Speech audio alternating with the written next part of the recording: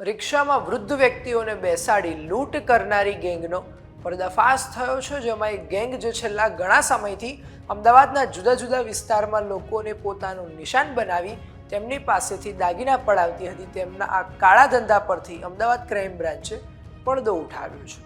તેના પર વિગતે વાત કરવી છે આ વિડીયોમાં.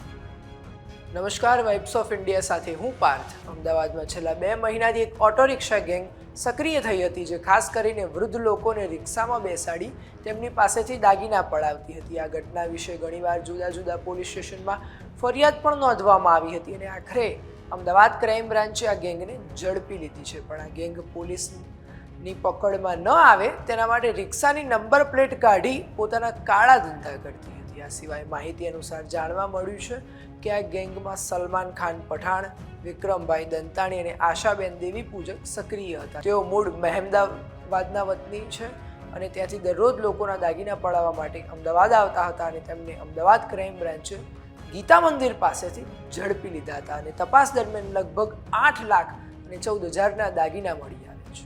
સંપૂર્ણ ઘટના પર તમારું શું કહેવું છે અમને કોમેન્ટ કરી જરૂરથી જણાવશો અને આવી અવનવી અપડેટ્સ માટે જોતા રહો વાઇબ્સ ઓફ ઇન્ડિયા.